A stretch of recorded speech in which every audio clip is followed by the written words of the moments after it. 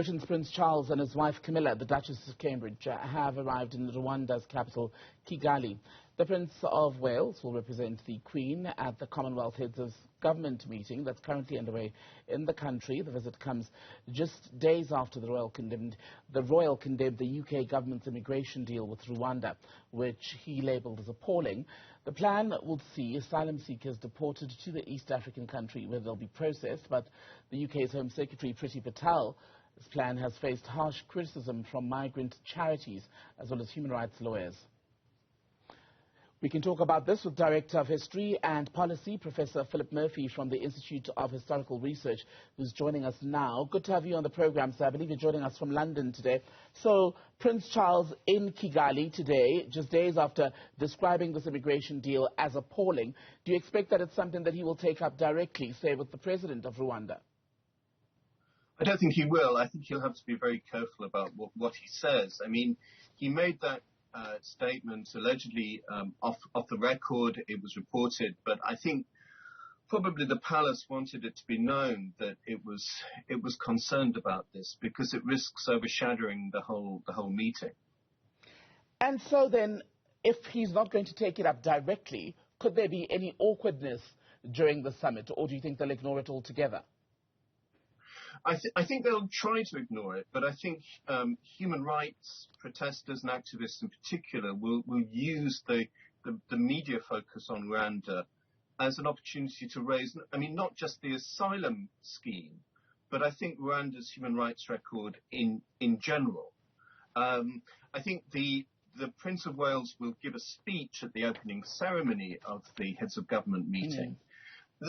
By convention, the head of the Commonwealth doesn't seek British ministerial advice about that speech. So one will be looking very carefully at little hints, maybe, that the palace realizes that this is controversial and maybe not necessarily in line with Commonwealth values. And just to correct something that I think we said in the introduction coming to our conversation, we referred to Camilla as the Duchess of Cambridge. She's in fact the Duchess of Cornwall. But back to our conversation, one of the tricky things about the Commonwealth Summit, of course, is it's a gathering of Britain with former colonies, but none of what comes out of there is actually legally binding. So what is the point of it all? I think that's a very good question, and I think a lot of heads of government in the Commonwealth have been asking them that and have decided that it's not worth their time. I mean, with so much going on in the world, with so many pressures on governments, to take 2 or 3 days out to attend a meeting where there is frankly not going to be significant action as a result of it. So the President of South Africa, the Prime Minister of India, the Prime Ministers of Australia and New Zealand, for example, have decided that it isn't worth their time to go to Rwanda for this. And what would they want to focus on now? What are these African countries able to get out of a country such as Britain at this point? I think there will be interest across the Commonwealth on issues around development, around the sort of the trading situation at the moment, the economic crisis. I think there is an increasing focus, particularly amongst younger activists, on colonial legacy issues, and particularly in the Caribbean, the movement for reparations for slavery and colonialism.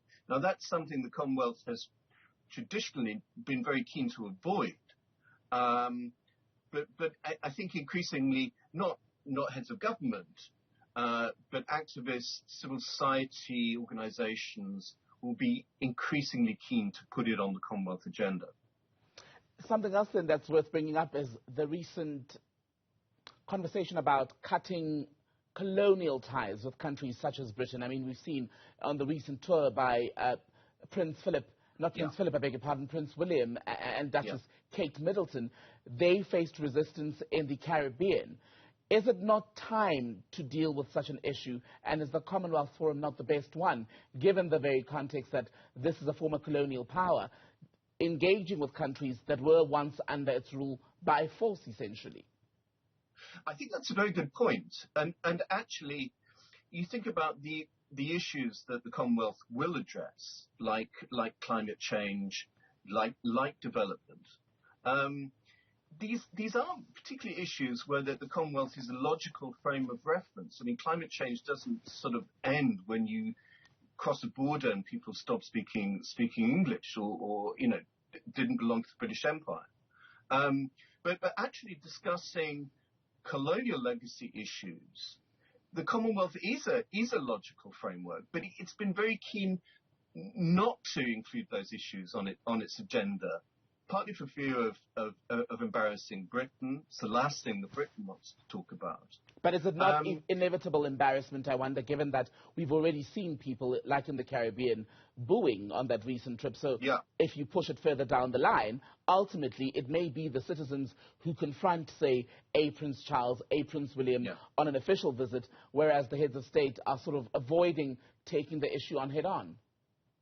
I completely agree with you, and I think the Commonwealth maybe has a future as a forum for grown-up debates about this. But at the moment, there doesn't seem to be much will either in the Secretariat or amongst heads of government to raise this, outside of the Caribbean. So let's see. I think it's difficult for members of the royal family.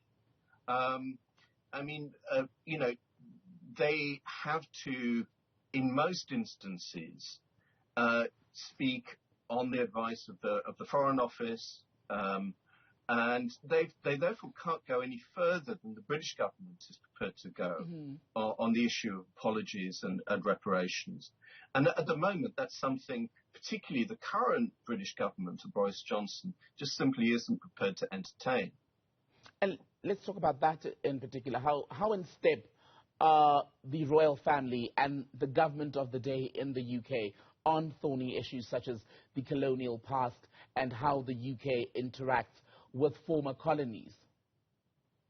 I think it's difficult. I think that the royal family tends to struggle at times of political polarization, both domestically and in the world. And you saw that actually in the 1980s, when Britain was really isolated within the Commonwealth over its refusal to impose stronger sanctions on South Africa. It put the Queen in particular in quite a difficult position as head of the Commonwealth.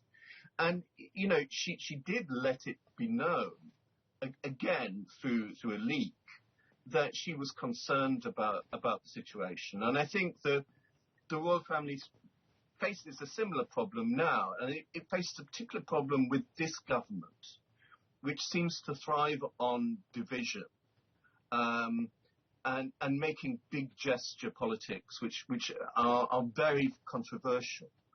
And I think that's put Prince Charles, particularly the Rwanda scheme, it's quite extraordinary scheme to deport asylum seekers to Rwanda. I think it's put Prince Charles in a very difficult position ahead of the heads of government meeting. And I suspect that that's why this story was leaked to the press, that he was appalled by the idea. And finally, on the Commonwealth Summit itself, Prince Charles is in Kigali for the meeting. There'll be African heads of state there. When they do sit around the table over the decades and now in 2022, do they sit there as equals, or is there still that uneven power dynamic? Well, I think I think the smaller states feel that they sit there as equals. I'm not sure that the bigger states feel that. And I'm not sure that the British government feels that. I think the British government sometimes feels that it has some sort of leadership role and it has the right to set the agenda. But at least notionally and formally, the attraction of the Commonwealth is that even the smallest states are represented on an equal basis to the biggest and most powerful ones. Good to speak to you. Director of History and Policy, Professor Philip Murphy with the Institute of Historical Research, speaking to us from the UK. Thank you, sir.